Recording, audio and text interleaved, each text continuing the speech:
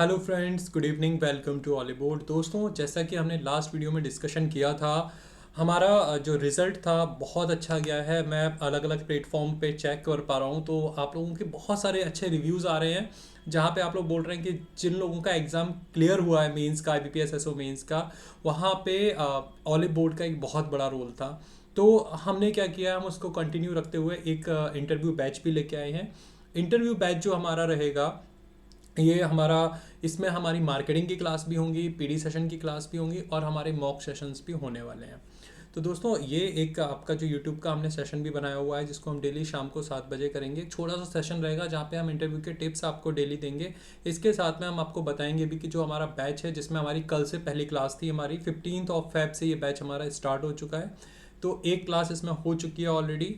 वो हमारी अभी बेसिक इंटरव्यू क्लास हुई थी। उसके बाद में हमारी मार्केटिंग की वो क्लासेस होंगी। देखो, एक चीज़ क्लियर समझ लीजिए दोस्तों, कि इंटरव्यू में सबसे ज़्यादा क्वेश्चन पूछे जाने हैं, वो 3 चीज़ें होंगी आपकी। सबसे पहला आपका पर्सनल इन्फॉर्मेशन, जो कि आपको बेटर पता होगा। दूसरा होगा आपका एक्सपीरियंस से, और सबसे इंपॉर्टेंट होगा आपका MBA यानी मार्केटिंग से। तो अभी जो हमारी 10 क्लासेस रहने वाली हैं, उनमें हम वही क्वेश्चंस पे फोकस करेंगे जो कि आपके इंटरव्यू के टाइम पे पूछे जा सकते हैं या पूछे पहले भी गए हैं। हम उन क्वेश्चंस को रिव्यू करेंगे एक बार।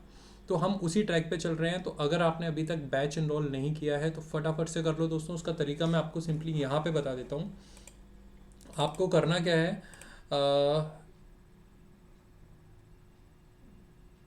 ये आप अगर ऑलिव बोर्ड की वेबसाइट पे आएंगे, यहाँ पे आपको दिख रही है, ठीक है। ऑलिव बोर्ड की वेबसाइट में ये आपका कोर्स का ऑप्शन दिखेगा आपको लेफ्ट साइड में, और आप कोर्स पे करोगे तो इंटरव्यू कोर्स है, और यहाँ पे दिया हुआ है IBPS SO marketing personalise batch. जैसे ही आप इस पर क्लिक करोगे तो ये आपका जो बैच है वो ओपन हो जाएगा, IBPS SO personalise interview batch. यहाँ पे सारी डिटेल दी हुई है, और यहाँ से आप बैच परचेज कर सकते हो। और दोस्तों, एक और अच्छी न्यूज़ है आपके लिए, कि ये जो बैच है उस पर आपको अभी 40% का डिस्काउंट मिल रहा है। तो अभी ये एक्चुअल प्राइस है आपकी, और जिस पे आपको 40% का डिस्काउंट मिल जाएगा। तो आप कूपन कोड यूज़ करके, आप यहाँ पे लॉन्च कूपन कोड है, ये यूज़ करके आप जो है 40% का डिस्काउंट भी ले सकते हो। तो ये आपको पड़ जाएगा 2399 ओनली। ठीक है, तो ये आपको 2399 का बैच जो है फाइनली पड़ने वाला है। मैंने आपको तरीका बता दिया है किस तरीके से आपको बैच लेना है, परचेज करना है। तो फटाफट से विदाउट एनी डिले, क्योंकि हमारी एक क्लास जो है यहाँ पे कंप्लीट हो चुकी है। इसके बाद में हम बात कर लेते हैं कुछ और इम्पॉर्टेंट पॉइंट, इम्पॉर्टेंट या टिप्स पे जो कि रहेंगी। तो वहाँ पे मैं आपको बता दूँ, सबसे पहले आपका इंट्रोडक्शन, जहाँ से क्वेश्चन बनते हैं दोस्तों। सबसे पहला क्वेश्चन सिंपल सा पूछा जाता है, what is the meaning of your name. आपका नाम, जिसके अंदर बहुत कुछ होता है, ठीक है, बहुत वैल्यूबल चीज़ होती है आपका नाम, आपकी आइडेंटिटी। तो यहाँ से क्वेश्चन पूछा जाता है। प्लेस, बेसिकली जहाँ से आप बिलोंग करते हो या आपका जो बर्थ प्लेस है, वहाँ से क्वेश्चन पूछा जाता है। आप जहाँ बिलोंग करते हो वो किस चीज़ के लिए फेमस है, हिस्ट्री में उसका क्या कंट्रीब्यूशन रहा है, साइंस में, बायोलॉजी, कहीं भी किसी भी क्षेत्र में हो सकता है, ठीक है। तो या आपके यहाँ पे कोई ऐसी इंडस्ट्री है जो बहुत फेमस है, या वहाँ पे कुछ रिसेंट हुआ हो आपके एरिया में या आपकी सिटी में, तो उससे रिलेटेड आपके क्वेश्चन जो है वो बनते हैं। मोस्ट प्रॉब्ली वो क्वेश्चंस आपको पता होते हैं, चीज़ें पता होती हैं, लेकिन फिर भी एक बार आप रिव्यू कर लेना, स्पेशली हिस्ट्री के बारे में, हिस्ट्री में क्या कंट्रीब्यूशन रहा है, ठीक है। थर्ड है हमारा फैमिली, आपके पेरेंट्स के बारे में। आपके पेरेंट्स जो हैं वो कहाँ जॉब करते हैं, ठीक है, या उनका कोई फैमिली बिजनेस है, तो वहाँ से क्वेश्चन बनता है। आपको अपने यहाँ पे सिबलिंग्स बताने, ये बेसिकली हमारा इंट्रोडक्शन का पार्ट होता है। एजुकेशन में मैंने आपको बोला, यहाँ पे आपका 10th प्लस 12th प्लस आपका ग्रेजुएशन, ठीक है, और ग्रेजुएशन के साथ में आपका PG यानी कि MBA, ठीक है, पोस्ट ग्रेजुएशन। और अगर इसके अलावा भी आपने कुछ मेंशन किया हुआ है तो वहाँ से क्वेश्चन पूछे जाएंगे आपसे डेफिनेटली, ठीक है। उन लोगों के लिए थोड़ा सा टफ हो जाता है जिन्होंने ग्रेजुएशन तो किया हुआ है और ग्रेजुएशन को बहुत लाइटली लिया था उस टाइम पे, ठीक है, जिनका बीटेक है या कोई भी ऐसा टेक्निकल कोर्स किया है या BSc भी किया है जनरल, तो वहाँ से बेसिकली आपने BSc किससे किया है, तो वो क्वेश्चन जो है वो आपसे पूछ सकते हैं। एंड लास्ट है आपका एक्सपीरियंस। जितना ज़्यादा एक्सपीरियंस होगा, बेसिकली वो करंट जो भी आप अभी वर्किंग कर रहे हो वहाँ से क्वेश्चन पूछा जाता है। एक चीज़ याद रखना, आप जिस इंडस्ट्री में वर्क कर रहे हो, ठीक है, डजन मीन कि आपका आपको लग रहा हो कि आपका वर्क प्रोफाइल से क्वेश्चन पूछा जाएगा, तो ऐसा नहीं है। आप जिस इंडस्ट्री में वर्क कर रहे हो वहाँ से भी क्वेश्चन पूछा जाता है, ठीक है। समझ रहे हो मेरी बात को। अगर आप एक इंश्योरेंस सेक्टर से वर्क कर रहे हो, इंश्योरेंस सेक्टर में आपका काम सिर्फ सेल्स का है, तो इसका ये मतलब नहीं कि वो आपसे सेल्स के बारे में पूछेंगे, इंश्योरेंस के बारे में भी पूछेंगे डिटेल में, ठीक है। और इंश्योरेंस में आप किसी भी सेक्टर में हो, मैं किसी भी सेक्टर की बात कर रहा हूँ, किसी भी इंडस्ट्री की बात कर रहा हूँ, तो आपका जॉब प्रोफाइल के साथ साथ आपको कंपनी प्रोफाइल भी पता होनी चाहिए। अपार्ट फ्रॉम दैट इंट्रोडक्शन में आपकी हॉबीज़ आ जाती हैं, आपका स्ट्रेंथ वीकनेस आ जाती हैं, तो ये भी आपके इंट्रोडक्शन में आपको मेंशन नहीं करना है, ये तो मैंने बताया सिर्फ इंट्रोडक्शन पार्ट है। लेकिन अपनी हॉबीज़ को आप मेंशन करना चाहो तो कर सकते हो, नहीं करना चाहो तो इट्स अप टू यू। लेकिन अगर वो हॉबीज़ पूछते हैं तो आपको हॉबीज़ के बारे में डिटेल नॉलेज होनी चाहिए, ठीक है। नेक्स्ट है हमारा डॉक्यूमेंटेशन। डॉक्यूमेंटेशन में कास्ट सर्टिफिकेट अभी अगर आपके पास में रिक्वायर्ड है तो आपको बनवाना होगा। इनकम सर्टिफिकेट, एनओसी की मैं बात करूं तो नॉन ऑब्जेक्शन सर्टिफिकेट आपका रहता है। ये अगर आप कहीं पीएसयू वगैरह में या कहीं जॉब कर रहे हो या कोई पीएचडी वगैरह कुछ भी, तो आपको वहाँ से एनओसी चाहिए होगा। एजुकेशनल डॉक्यूमेंट सारे कलेक्ट करने हैं। एमबीए में बोनाफाइड सर्टिफिकेट होता है, अगर आपका इक्विवेलेंट वेटेज का है तो वहाँ पे आपको मेंशन करना पड़ेगा। अगर आपकी डिग्री या मार्कशीट में मेंशन नहीं है कि आपने एमबीए स्पेशलाइजेशन मार्केटिंग से किया है, तो कॉलेज की साइड से आपको एक बोनाफाइड सर्टिफिकेट लेना पड़ेगा।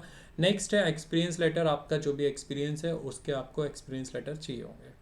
तो ये हो गया हमारा डॉक्यूमेंटेशन का पार्ट। एंड लास्ट क्या है, बेसिकली हमारा इंपॉर्टेंट है ड्रेस कोड। ड्रेस कोड पे अगर हम बात करें तो देखो, फीमेल्स के लिए दो चीज़ें होती हैं। सबसे पहले तो आपका एक आ जाता है बिजनेस सूट फीमेल्स के लिए भी, जहाँ पे ट्राउज़र और शर्ट और ब्लेज़र या कोट हो सकता है आपका, ठीक है। और दूसरा हमारा आ जाता है ये ट्रेडिशनल, जहाँ पे आप एक सिंपल कुर्ती लेगिंग के साथ में कैरी कर सकते हो। सिंपल डिसेंट सा लुक आता है यहाँ पे आपका, ठीक है। हाई हील्स नहीं यूज़ करने हैं, नॉर्मल बैली का जो हील साइज़ होता है नॉर्मल वाला, वो आप बैली यूज़ कर सकते हो, या फ्लैट बैली अगर आपकी हाइट अच्छी है तो फ्लैट बैली यूज़ कर सकते हो, नहीं तो लाइट हील्स वाली जो बैली होती हैं दैट्स सफिशिएंट। बाल कोशिश करना अपने बाल को आप बांध के टाई करके जाओ, ठीक है।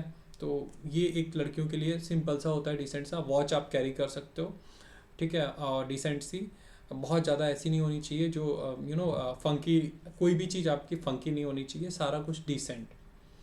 बॉयज़ के लिए दो लुक होते हैं सिंपल, पैंट शर्ट, अगर बिजनेस सूट कैरी कर सकते हो गर्मियाँ, या अगर आपको लगता है ठीक है तो बिजनेस सूट भी बेटर रहता है ऑप्शन। अगर नहीं भी कर सकते हो तो हाँ, टाई को बिल्कुल कैरी करना, उसके साथ में शर्ट हो गई, पैंट और शूज़ के कलर की आपकी बेल्ट होनी चाहिए, ठीक है। और बेसिकली ब्लैक ही रहता है तो ब्लैक शूज़ हो गए आपके, ब्लैक ट्राउज़र पैंट हो गया, ब्लैक आपकी बेल्ट हो गई, और लाइट कलर की शर्ट, उस पर कोई भी डिसेंट सी टाई, ठीक है।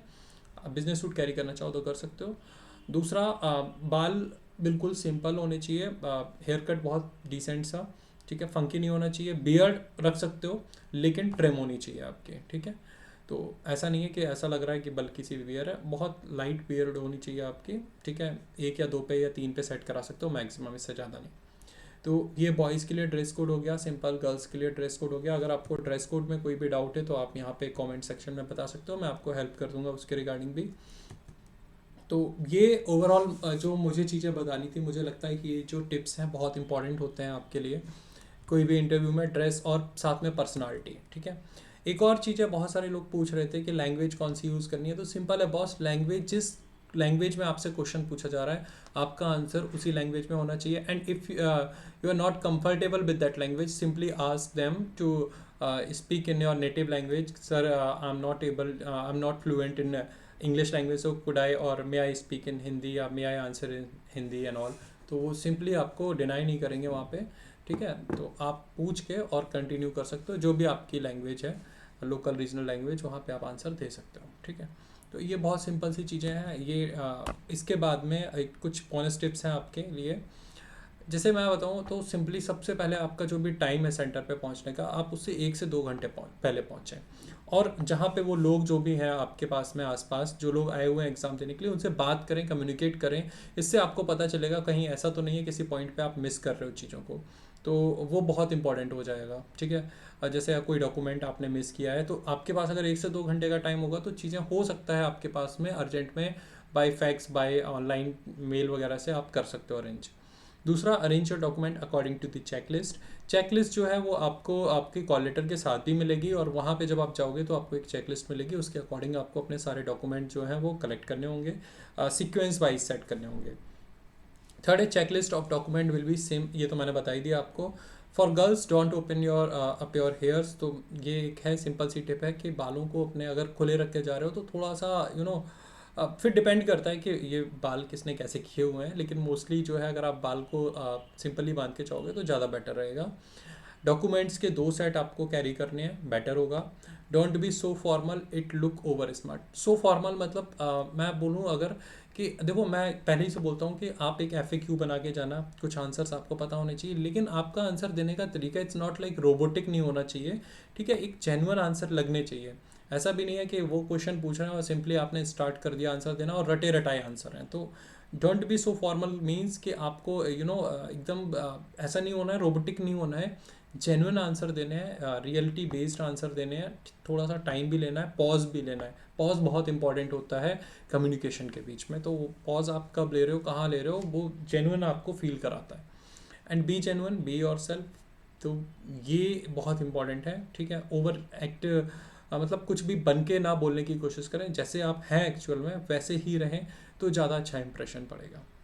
तो ये एक छोटा सा सेशन था हमारा आज 10 मिनट का। फिर एक और कंटिन्यू सेशन होगा हमारा, हम ये सेशन करते रहेंगे। और इसके साथ में हमारा, मैं आपको फिर से बता दूं कि हमारी जो क्लासेस हैं वो 15 फेब से स्टार्ट हो चुकी हैं। बैच हमारा स्टार्ट हो गया है। वहाँ पे 10+ हमारी मार्केटिंग की क्लास रहेंगी, प्लस आपकी PD सेशंस क्लासेस रहेंगी, प्लस आपके मॉक रहेंगे। तो बेटर टाइम है, अगर आपने अभी तक नहीं सिलेक्ट किया, अभी तक आप सोच रहे हो, तो भाई ये रिस्क लेने का टाइम नहीं है, मैं फिर से बोल रहा हूँ। तो बैच परचेज कर लो, 40% का डिस्काउंट भी आपको मिल ही रहा है। सो मिलते हैं बैच में। Goodbye, take care all, and thank you.